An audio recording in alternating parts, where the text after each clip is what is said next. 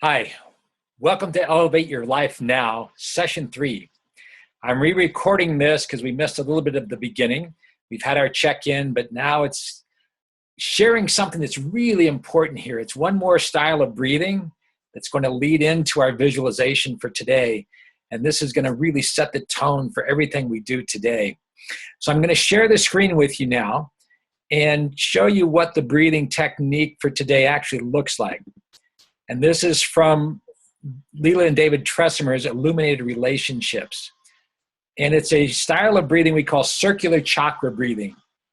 And to do this, you visualize the chakras. And then you visualize breathing in when you're inhaling, that it goes up through the chakras, up into the crown. And then as you exhale, it goes down. So let's just take a minute. And also it says here, you can see if you want to contract the PC muscles, that's your butt muscles, as you're inhaling and relax it as it goes down, you can add that to it as well. So this is a great way to get the energy built up. So let's just take a minute here, close your eyes, and visualize that motion. Up the back of the spine through all of the chakras, and then exhale.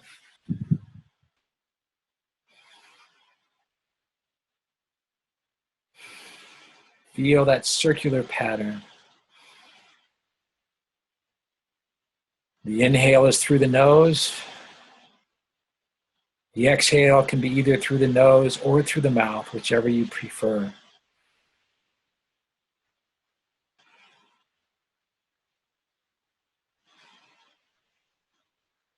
Try to envision the colors of the chakras as you go up. The more visual you can make this, the more it helps your ability to visualize completely.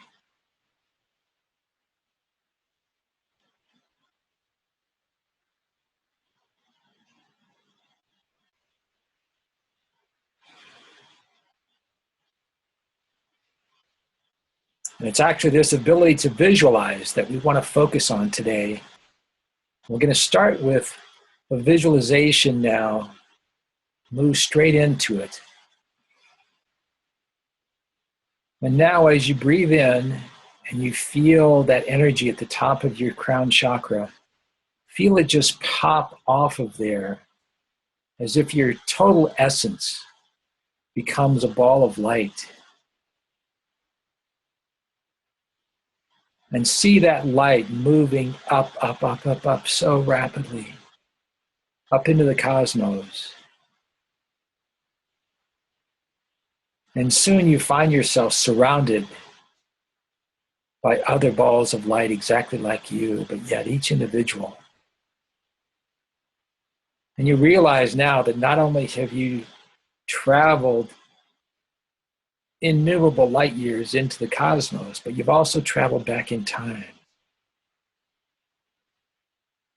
And you realize that you're now in a meeting of souls deciding your life purpose as you prepare to come to the Earth planet.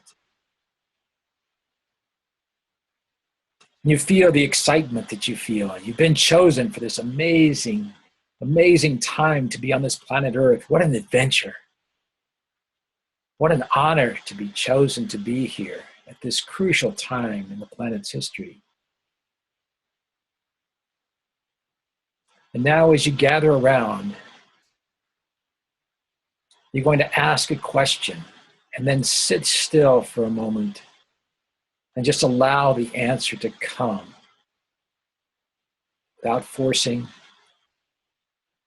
without attempting to control it. And the question you ask is, what's my purpose for being on planet Earth? What's my mission?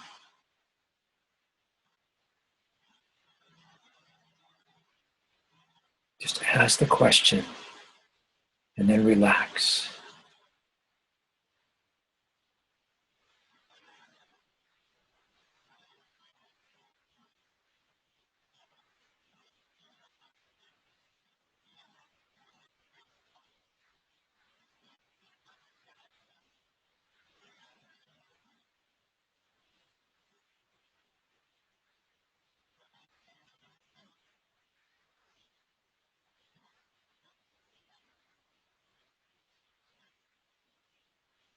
And now, whether something profound has come or not, I'm going to travel back, seeing your spirit essence moving through time and space into the now and back into your crown chakra, into your body.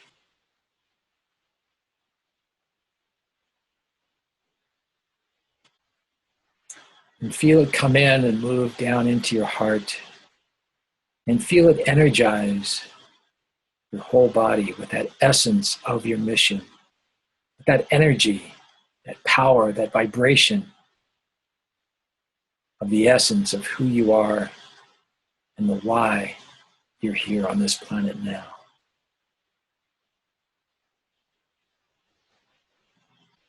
Now slowly open your eyes, rejoin us. And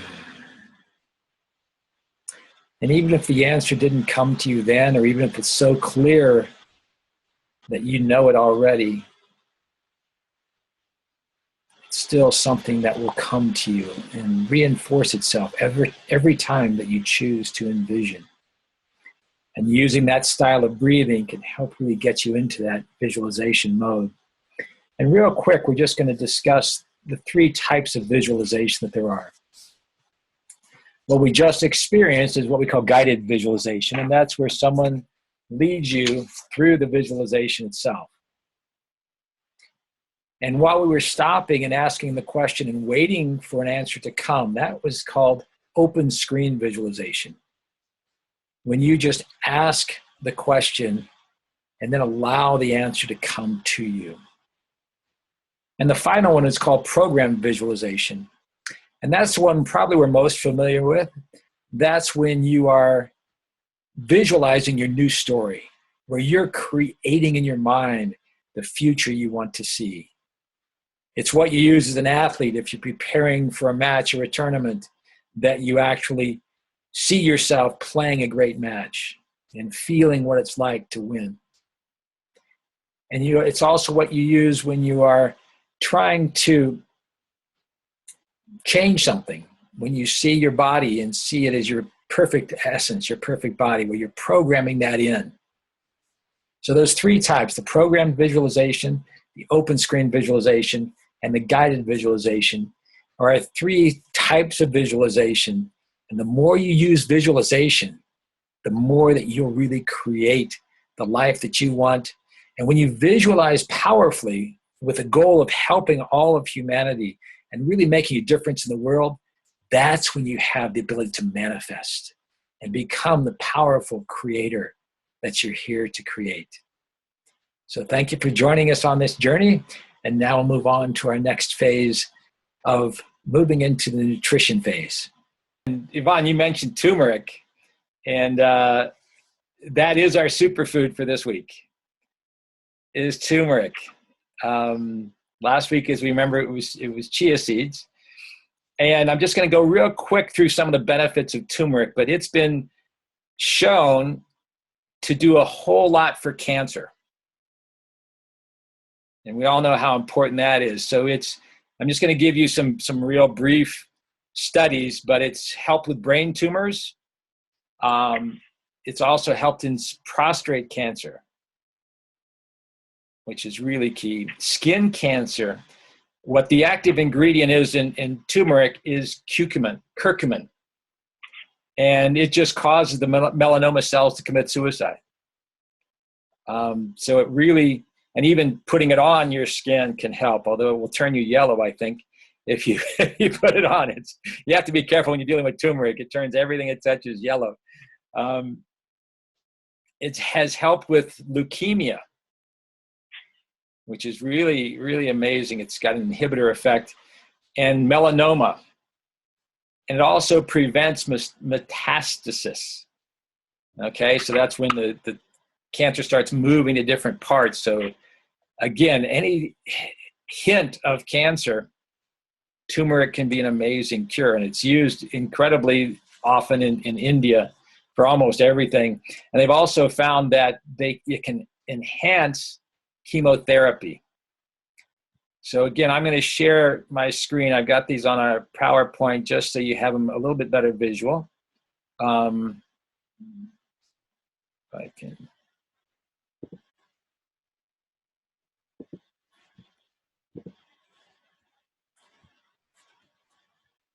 So here are some of the ways that it handles cancer. And then the next phase is just real quick. I'm going to go through them very quickly. It's been shown to help prevent Alzheimer's. And that's one of the things, again, Alzheimer's is one of those things that people in our country at least are extremely concerned about. And I think one of the purpose of this whole program is to help us get on the path we don't worry about these things, where we have them taken care of. And, you know, I'll never blame my lack of great memory on Alzheimer's. I'll just assume that it's the way things are. But everything we can do to help prevent that. And this helps remove a plaque buildup on the brain. They've also found that it's great for eye health, that it helps the retina, and it also helps macular degeneration. Weight loss, the way it does that is it reduces leptin resistance and lowers insulin resistance. And so it helps reduce the inflammation and activates the fat-burning genes. And perhaps the anti-inflammatory is the most important. We got turned on to turmeric by Kathy's sister, who has horrible arthritis in her hand. She can barely use her keyboard anymore. And as soon as she started taking the turmeric, it improved by 50%, just like that. It was just amazing. So it really helps the anti-inflammatory and any kind of joint pain. Liver health, it helps a natural detox. Parkinson's, this is really amazing. My mother had Parkinson's and it was not a pretty sight, but what it does is helps reduce that brain-blood barrier. And so it really helps the Parkinson's be less invasive. Multiple sclerosis, psoriasis. They say that you can actually put it on your hair and it helps your psoriasis. So that's why I saw so many people in India with orange hair, I think. They were probably using it for that. So if you want your hair to turn orange and you have psoriasis, that might be a good way to do it. But I don't know about that one. It also helps fight depression, gives you better sleep, and it's antibacterial. So again, sort of when you look at these health benefits, it really does fit the mold of a superfood. It's one of those things that can prevent so many things and help you just avoid so many of the big health challenges that we have. So turmeric, you can either take it in capsules, pill form, or what we do is buy the powder, and that you can use. Obviously, it's used in curry. Anytime you go and have a curry, it's almost sure to be turmeric. Or you can make a tea. That's what we do, is make a little drink at night with almond milk and a little honey and make that. So it makes it a very, very, in India, again, before they go to bed, they'll almost always have warm milk. And so a lot of times by putting turmeric in that, it just really helps you sleep really well and really makes for a very, very nice sleep. So Kathy's going to show here the one that we get. It's called Golden Milk by Gaia. So that's just one brand. I'm sure if you went to an Indian store, you could probably get it much cheaper. But turmeric really is one of those amazing foods. So it's interesting, Yvonne, that you had used turmeric as part of your healing process this week. So you're way ahead of us, way ahead.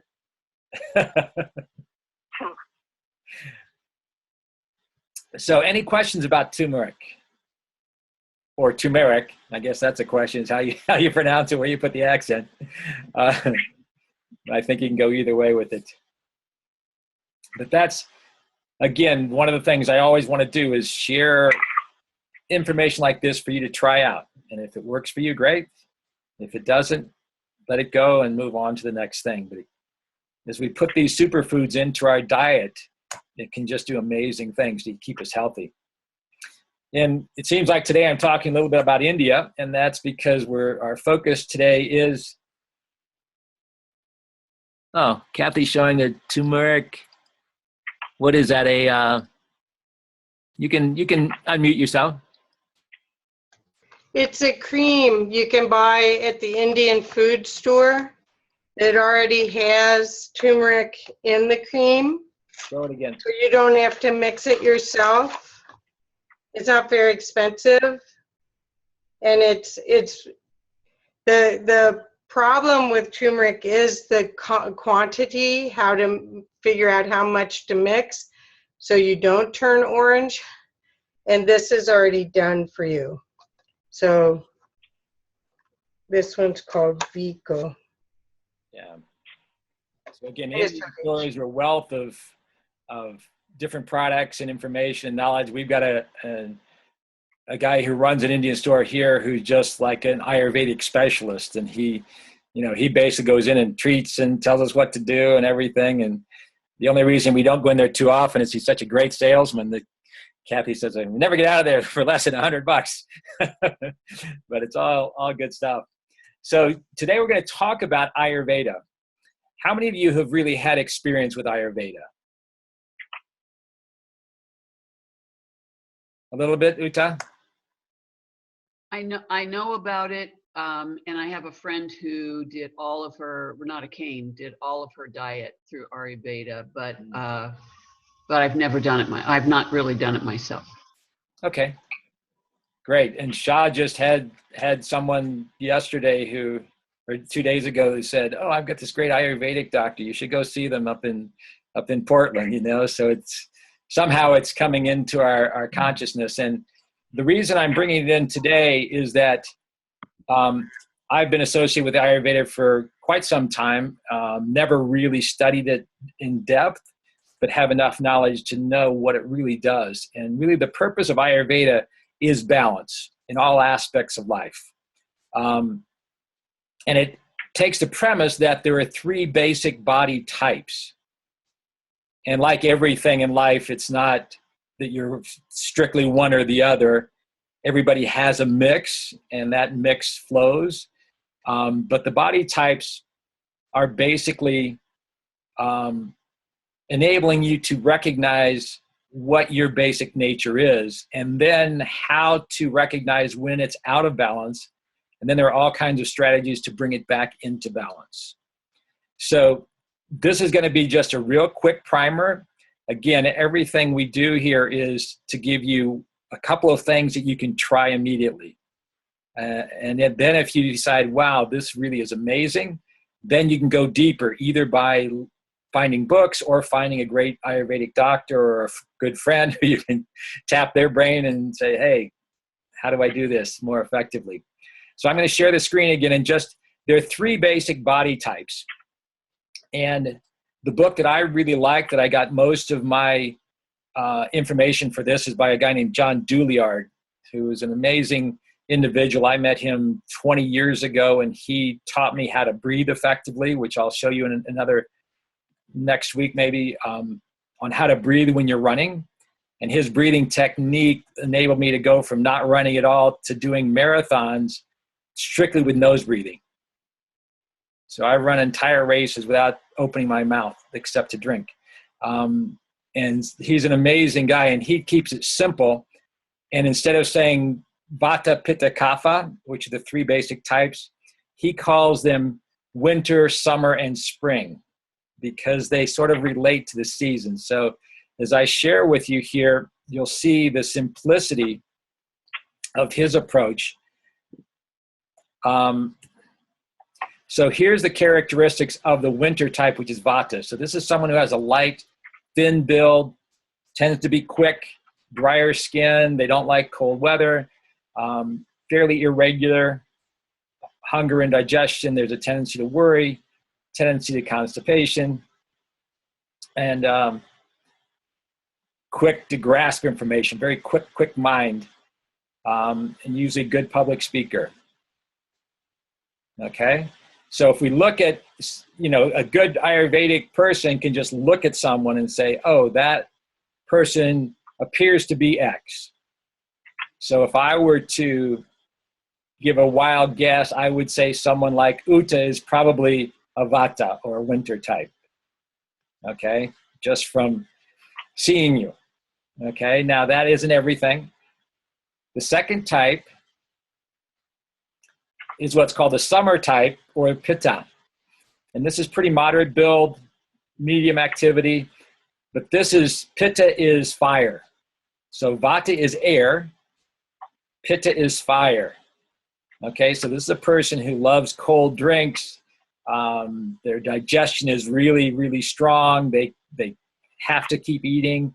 They've got, a lot of times you'll see people with reddish hair and freckles. They're probably a Pitta type, usually very dynamic, good public speakers. So that tends to be what the summer type is. Very often they're leaders, they're enterprising. I mean, we probably got a good example of a Pitta type that just was inaugurated yesterday. Yeah. Tendency towards irritability and anger. There we go. So anyway, and then the final type is what's called the spring type, or the Kapha. So the spring type is more the earth type. Solid, heavier build, usually holds water, good strength, endurance. They're people who are pretty steady, mild personality. They love to sleep. A lot of times their hair is thick and wavy. So those are the basics of the three types. So just for fun, just from this, I'll go ahead and stop sharing the screen now. But let's just for fun, just tell me which one of these three seems like it is you. Just for fun. Doesn't have to be perfect. Who thinks they have a grasp on what they might be? I think I'm Kapha. Kapha, Ivan? Mm-hmm. That would probably be my guess too, yeah. I've been told in the past that I'm a combination of Vata and Pitta. Uh-huh.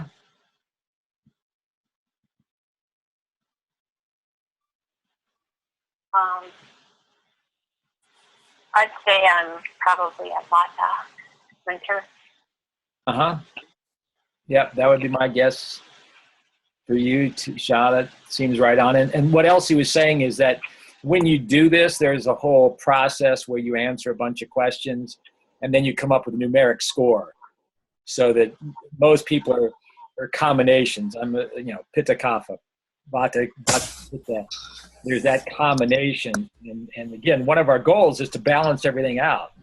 So the ideal is what we call a tridosha. Dosha is the terminology for the Vata Pitta Kapha, is to be balanced so we can do any. I thought I was unmuted, but I wasn't, so I'm first and third. Okay, so that would be a Kapha. Your hair is definitely a Kapha hair, that's for sure. And Vata, yeah. I'd say that's pretty close. That would be right on from my perspective. Kathy? Yeah, I would say I'm a combo. You're probably Pitta Kapha or Kapha Pitta mostly. And I'm mostly Kapha, has been my tendency. So what they do with this, though, they don't just leave it at the body types, but then that whole idea of the seasons is used for everything. So, for example, early part of life is usually Kapha. When you're young, you're full of mucus, you're attached to the earth, you're really connected, you're right there. And then what happens at age 13 or so? Boom, the fiery hormones. So that's that fiery Pitta type, where it's here, I'm going to go out and make my mark in the world. I'm going to sow my seeds. I'm going to go out and make things happen. I'm going to be the leader. That's the Pitta time, where that fieriness. And then as we move towards the later stages of life, then we tend to dry out. We tend to get lighter. We're less dense in terms of the bones. Some of us tend to lose weight. and that we tend to go into more the vata time, where it's more the air. So again, it's almost like we're returning back to spirit. And so even that progression in life. So the reason he calls it spring, summer, winter is that in spring, that's when everything is wet. The earth is coming alive again. And so when you think about what you should eat during the spring, what types of things are harvested during the spring? Sort of light greens, sprouts, things like that, right? Sort of watery, in touch, and that's a spring cleaning, right? So during the spring, we want to use that as a lot of water coming through, maybe having shakes every morning, having green drinks, wheatgrass, things like that. So spring is a great time for cleansing the system. What about summer? Right? Summer is when fruits and vegetables come. So it's light, cooling things that keep you cool in the heat of the summer. And what's amazing is if you look at nature, its cycles are natural. We've gotten out of the natural cycles because we can go to Costco and buy blueberries any time of the season, regardless, right? And so we're used to not eating what's locally available based on that season. But if we would go back to more of that concept, we would be eating more in line with what our body really is used to. And then winter, obviously, this is more grains and root vegetables, things that can be harvested. And you think about what's harvested in the fall are things that help you get through the winter. And so if you think about that in terms of how you eat, so right now we're in the winter time, so eating more soups, more heavier things that may add a little bit more weight, but enable us to have the insulation, but keep us warm. And then as the spring comes, then we want to shift our diet slightly. And then also, and I won't go into this a lot now, but knowing your body type knows what it needs. So for example, a kapha type loves sweets usually. Okay, so if you're feeling like your essence of kapha is getting way out of balance, then eliminating sweets or doing some other things are really key. So it's all about that balance. So a lot of people say, well, that's just me. I'm a vata, so I'm this way, and that's just saying like, well, I'm Irish, so of course I've got a horrible temper, and of course I'm going to do this. And that's not taking responsibility for making the choices yourself. So the whole system is not meant to label everybody and make excuses. It's really meant to give you an empowering system to recognize where you are and balance it out.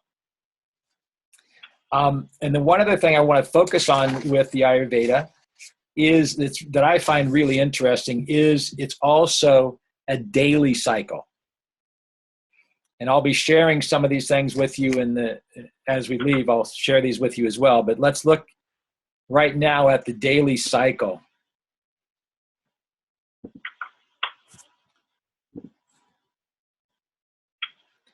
So if we look, the springtime is 6 a.m. to 10 a.m. So what is this a good time for?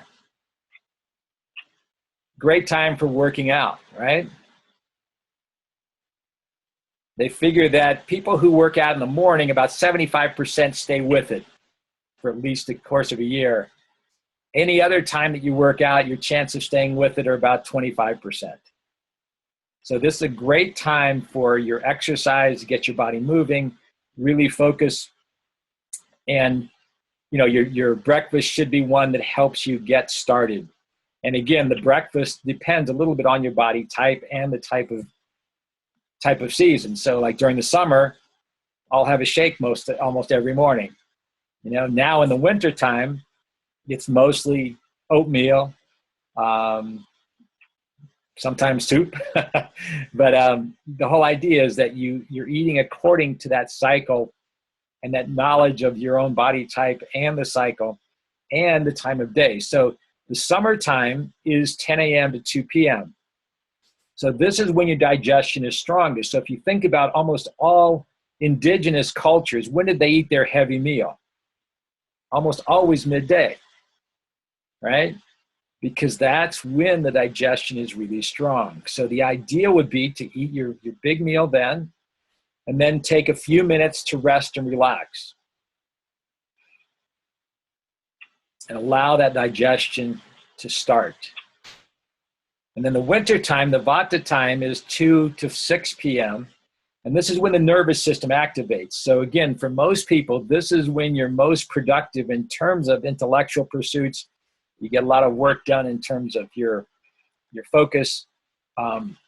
So this is a great time to make sure that you're really doing your best work if you do something that requires the brain to really activate. And then the springtime, again, from 6 to 10, again, this is probably the second best time to exercise, but this is when your metabolism starts to lower. And then where we get in trouble is the summertime, 10 to 2. Again, this is where the digestive juices start to come on. So how many times if you're awake at 10 o'clock and you say, got to have that snack, right? And you break out the popcorn and you jump into the ice cream. And this is really how people put on the most weight, because even though the pitta is activated then, that's the time where you're really meant to cleanse. So that fiery energy there is meant to cleanse the body, enable you to fast and really recuperate. And so if you mess with that cycle, that's when we put on weight more than anything, because that's when the liver can cleanse, and that's when we can really, one of the guys that built the club for me in Florida, he's like, geez, I lose 2 pounds when I sleep. So if I just sleep more, I'll lose weight. But this is what he was actually referring to, is that you're actually cleansing yourself during that time. And then the winter time, the 2 to 6 a.m., that's the time that's conducive to meditation and prayer. So again, if you think about when do the monks get up, usually 3 or 4 o'clock, right? And they're doing their prayers. That 4 o'clock time is sort of that quiet time where meditation and prayers and mantras are so powerful. And that's because it's that Vata time where it's the air, you're up, that connection. You know, how many of you wake up at 4 o'clock in the morning, and that's when the insights come, and that's when the ideas come? That's me. that's when it comes. So we're all different, but that, if you just adapt your lifestyle to be as close as you can to this process, and then see what happens, see what the results are. And so what I'd like to offer is a commitment for this coming week with the nutrition is just to experiment. Just using the little knowledge that we have here, just try changing a few things in your diet. Saying, oh, if I'm a kapha type and I love heavy stuff and I love to have my sweets and my chocolate, maybe I'll try doing a little bit lighter. And the most important thing I'd like you to try is adjusting the time that you're eating, and see what happens there. Just see if it helps to minimize what you eat later on. See what happens when you have the larger meal during the day, and just see how that makes your body feel. Any questions there? That's Ayurveda Quick 101. There's obviously books and books and reams of information about it.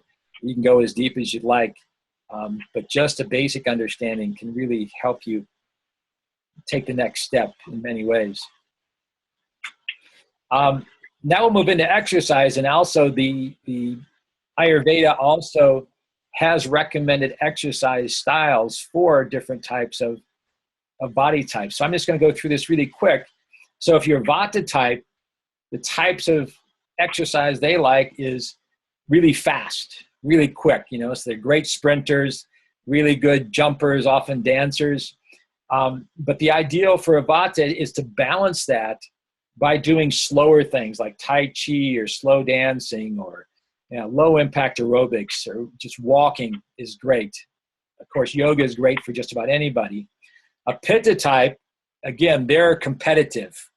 They're the ones who got to win. They've got to do the, and so they should do more things that require more focus and concentration because they tend to move quickly.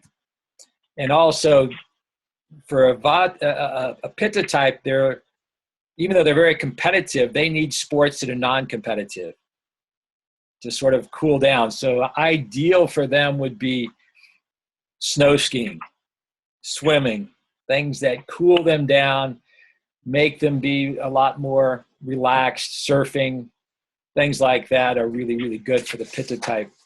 And then Kapha, we tend to be ones who avoid exercise. We like to just sort of relax and be cool. So a Kapha type needs to, even though they're normally basically good for endurance sports, that's why when I took up running and triathlon, it's like, okay, give me the longer distance, and that's better for me than the short distance because I don't have the speed, but the endurance is there because of the Kapha body. So,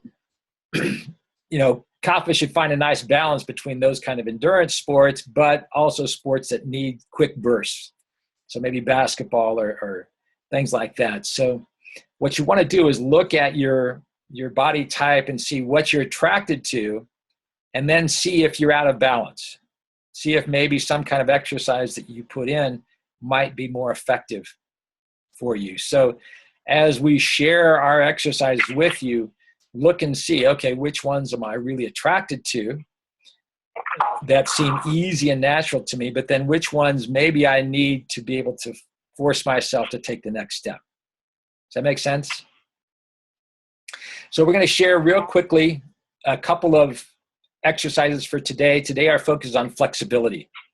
And this is what yoga is really, really good for. And since we're on Ayurveda and ancient wisdom, we're going to do a couple of yoga things and realize that all of these exercises that we're doing are to give you a foundation. And we'll hear about that on the video. So let me share my screen once more. We'll go back to our PowerPoint.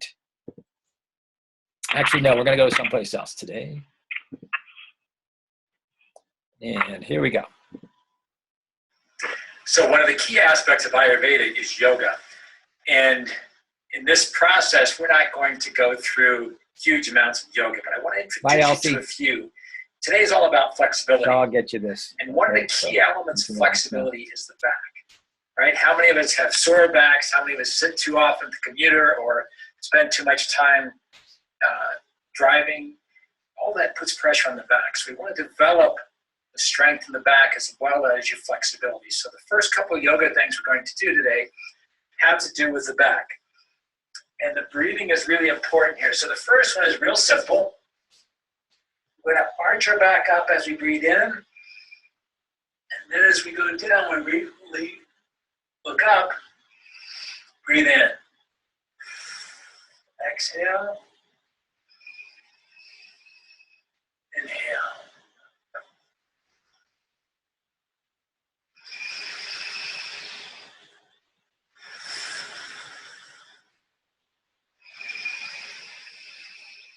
Always inhale through the nose.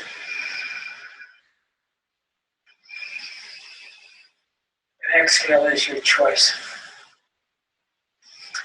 Then from there we can go straight into what we call the upward and downward facing dog. These will look familiar to some of you, although I won't, again, look like the great yogi, but here's what it looks like for me. The down dog is when we exhale,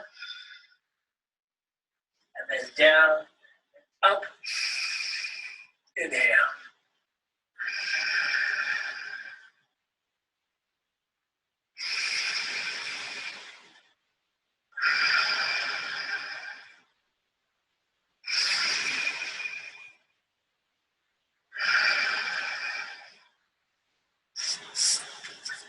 It's that simple, just getting into that rhythm of up and down, going with the breath, and you can see how it's going to really loosen up the back.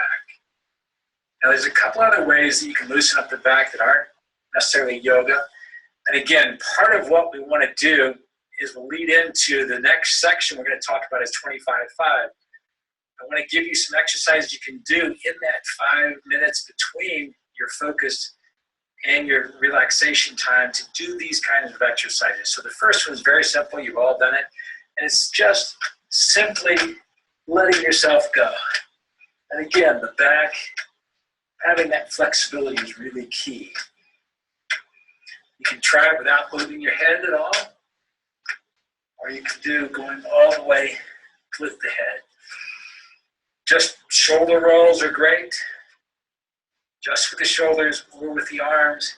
Again, anything we can do to get the blood flow up and get the flexibility. So another one I love is the Elvis pelvis, where you're just going around, getting the hips going here, always going both ways. But this is all part of the flexibility in the core. So a lot of what we're focusing on is developing the strength in the core, which we'll focus on next week, but developing that flexibility in the back. That's it for exercises today. What I'd like you to do is practice each of these. And what we're going to do is gradually we're building up and giving the building blocks so that by the time we finish our complete series, we'll introduce you to two at least or three sequences to put these all together. So we're building up to the finale, but this will get you started. Take care. So any questions there with just simple yoga combinations, the up dog, down dog, and then I think the other is a cat and a cow, but I don't know for sure. But Yeah. When should I use it? At the day, in the morning, or? Okay, so the morning is great. When do you use it? The morning is always great. Here's what we're going to move into now. And I'll come back to the fitness commitment in a minute because it'll make more sense when we move on to our spiritual. And this is really important for you, Uta, because you get into the flow of the internet, right? And pretty soon 3 hours are gone and you're like, whoa, where'd it go, right? So what I'd like to introduce is what we call the 25-5 technique for concentration. And it has a name of somebody, I don't think it's the Pareto principle, but somebody like that who devised this. The idea is that when you concentrate, and then you take breaks. So what we like to do is when you sit down and you have something to do, let's say Uta, you're going to say, okay, I'm going to be on Facebook. Set your timer, right? Every smartphone has a timer, and it's a countdown timer. So if you set it for 25 minutes, and just set it. And then for that 25 minutes, you're not distracted by anything. If you've got a project you're working on, it's project. If a email comes in or if you get a text message, instead of saying, oh, where'd that text message go? No, you stay focused, okay? And then once the 25 minutes is up, the alarm will go, shut it off.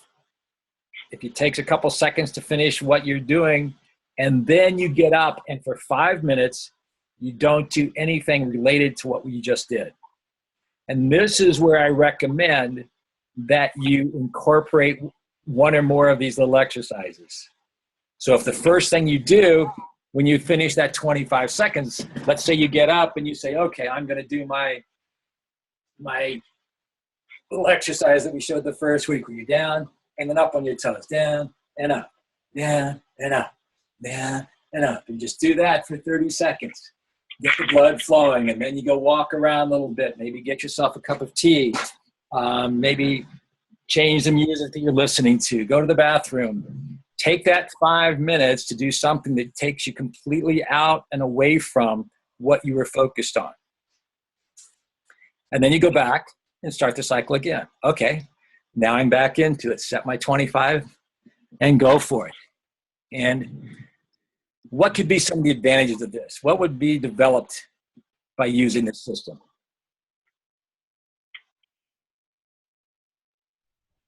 Because I have a timer, and so I know what the time is.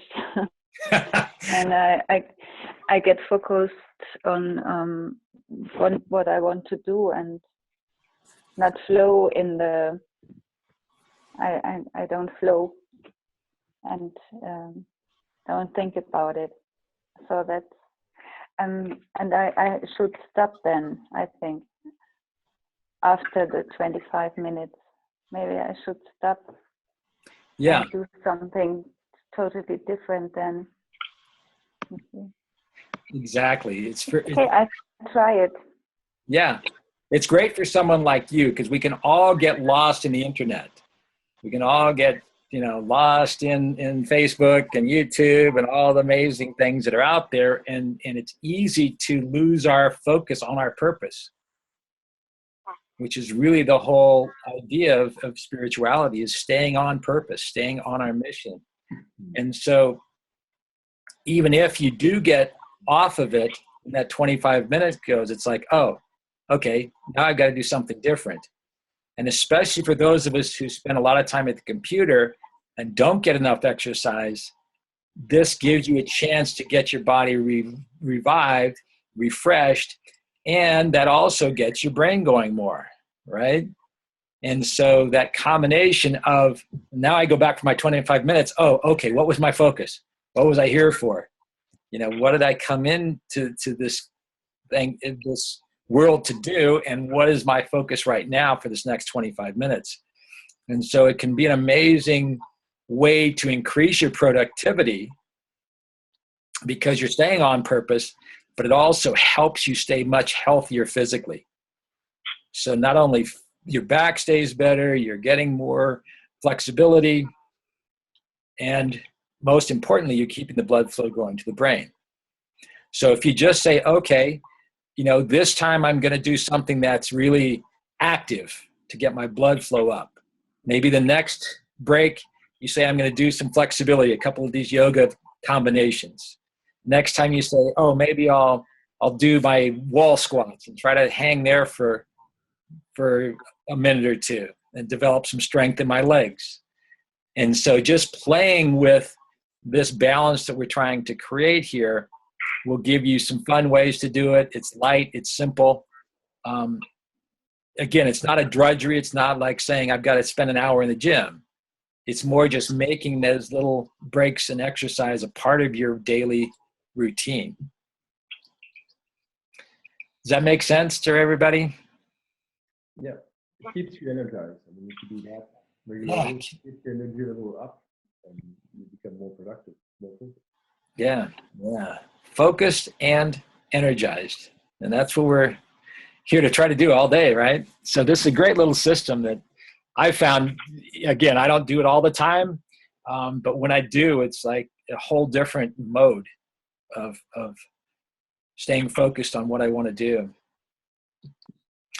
And then the other thing to stay focused is I've got in here the Vedic concept of mantra meditation. So how many of you have had mantras before and used mantras? So a mantra is very similar to an affirmation. How many of you used affirmations? Okay. Shar is raising her hand. Thank you, Shar. She figured out how to raise her hand. So, most of us have an affirmation is, I am joyful, strong, and powerful. I have fearless activity, and I am powerful. So it's anything that's going to energize you and keep you, give you that energy. Mantras go one step farther than that, in that mantras are traditionally in language that the mantra itself carries power. So what Kathy was talking about, the process that one of her teachers has given her has these syllables. And just by saying these syllables, they have power, even if you don't know what the words mean. So the most famous mantra or syllable that most people know is from the Vedas is Om, right? That's for the primordial. And so if you listen to Vedic mantras, they'll almost always start with Om. So Om Namo Shivaya or Om Jai Om, all kinds of those. But what I'd like you to do, and we're not going to recommend that you find a mantra. Some processes are based solely on a mantra. So if you think about the Hare Krishna movement, their whole process, the foundation of it, is that Hare Krishna mantra that you hear on movies, Hare Krishna, Krishna Krishna, Hare Hare, Hare Rama, Rama Rama, Hare Hare. That one mantra is the foundation for their whole philosophy. And the idea is that purification process of repeating that mantra consistently has power. And you look at the Buddhists, they have all kinds of mantras. So everybody has some idea of mantra, even the rosary, right? That's what the rosary is. Hail Mary, Mother of God, blah, blah, blah. And a lot of times using beads like that is how you keep track. So you'll see Buddhists having those, Hindus will have that, the rosary in Christianity. So it's very, very widespread to have a mantra. So what I'd like to do is if you want to sort of investigate mantras like that, but I would love for you to create an affirmation mantra of your own. Okay, so a combination of the two is great. I mean, for most of us, we don't relate as well to those esoteric sounds where the sound itself might carry the vibration, but it usually helps us to have the knowledge of what the words actually mean. So what I'd love to have you try is come up with your own affirmation / mantra that empowers you and that connects back to your purpose. Does that make sense? So as we wind down here, what I'd like to do is just share my screen one more time, and are there any questions right now? Anybody have any questions about anything we've talked about or gone over or focused on today? Is it possible for you to send us your slides and make the links available for those videos? So after the session. Yep, that's my goal. Did I get you the PowerPoint last time? I didn't get it. I don't know. I think what happened was last time I put the video in the PowerPoint, and that slowed it down. It also made the PowerPoint too big to send. So this time, at the advice of Kathy, I've kept it separate, and therefore it'll be easier to send the PowerPoint. Okay. So I did send some of the things that were on the PowerPoint, and I'll do that again this time, but I'll try to send the full PowerPoint as soon as we finish here, so you have that with you, okay? And then I'll add some more information from my notes as well to that, so that you have as much reference information as you can. I appreciate that. The other thing is, do we have that Facebook group? I didn't get a link for that. I don't know if you sent that or not. Okay, yeah, you may not have. Yeah, you were one of the last ones to join. I think I added you to it, but I'll send the link again today because I would like to get, and I apologize that I haven't been as active there as I need to be. I did post some of this stuff on there. So let's get that active, especially for the people who weren't able to be on the call today, to be able to still keep that interaction going with them, the Facebook group. So thanks for reminding me there.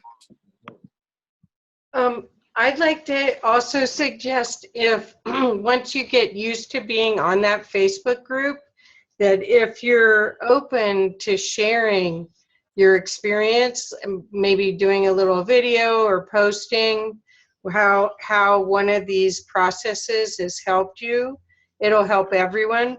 I learned the 25-5 in another group like that, and lots of people put their videos up, and amazing results that people got. So that made me do it. More than just find out about it, it actually it gave me the energy and the enthusiasm to try harder to incorporate it in my life. So Thanks, Kathy. That's a great point. Is that the purpose of really the group is to inspire each other, and just sharing as much as we can. I mean, Utu was part of that group that we shared on the AIM challenge, and she shared so many things. And so it's really great to just open up and share what you're doing, and it helps you be proud of it, but more importantly, it helps inspire everybody else to say, wow, that's cool. I can do that too. So before we leave, let's just recap our commitments for this week. And again, these are my suggestions for you. It's up to you to make that choice of what resonates with you and how you would like to move beyond your comfort zone to make it happen. So in nutrition, I just like to have you play around with an adjustment for your eating pattern to accommodate one of three things, or all of them: your body type, the time of day, and the season. So look at your lifestyle and your eating habits and choose one of those to do. Now realize that these commitments can build on each other. So if you still want to try fasting some this week, great. So don't forget the commitments we made in the past. It's not that we have to throw those out. Just try to add on one or two more steps here that can make a difference. On the exercise, if you remember last time, our commitment was one of the three exercises. Those three exercises were the plank is one, the kneeling or the wall squats, and the third was the leg raises. So if you did one of those last time and want to switch and try that same process with another, that would be awesome. So for example, this week I focused on the plank.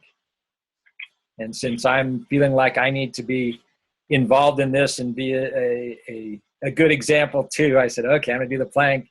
And it was amazing what happened to my mind.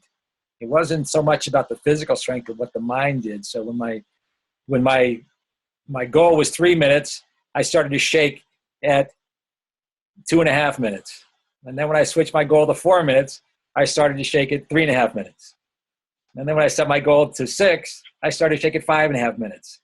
It was all so much up here, not so much the physical. So it was an amazing process to do that. So I would love to have you try to continue that with one of the other ones. And then using these flexibility exercises we introduced this week as part of your breaks in the 25-5 process.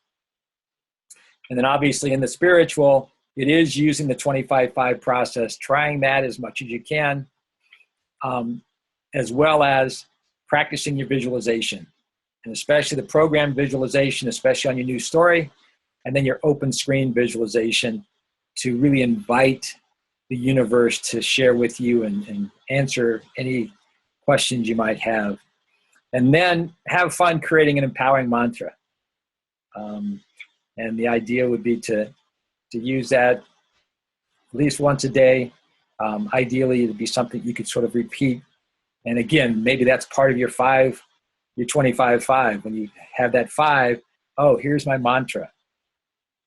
And put that on as an affirmation / mantra for yourself. Any questions there for the commitments? Again, it's always up to you. It's always your choice.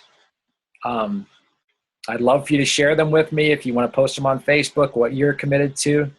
The more that you share the commitment, the more it means. Just like writing something down, writing a goal down makes it real. And especially making commitment in a group helps you stay with it and be more committed to it. So any questions today? I only have a question to the nutrition, to the Vata. Pitta. I am a Vata type, so that I know. So what should I do to get in balance? I should go to what Kapha and Pitta is offering on food to make a balance, because I have too much Vata, and then I should Okay. Okay, Okay. so as a Vata, this is winter Okay, that time. was my question. Yeah, this is winter time and your Vata. Yeah. Okay, so that means you need grounding foods. So Mhm. maybe if you eat meat, eating more meat than you typically would, having heavier soups, maybe more grains, things like that that will help ground you as opposed to just being up in the air all the time. Okay. And again, the exercise is really important for you. Maybe the slow breathing exercises to really get you energized, but not have you be super, super light and flighty. Does that make sense? Mhm. Okay, thank you. I mean, that's just real brief. That's not going in any depth. But if you want to go into more depth and want to ask me more questions, I can go in a little bit more, but by email like we do. And again, feel free to any of you contact me with email anytime, and I'd love to go deeper with things.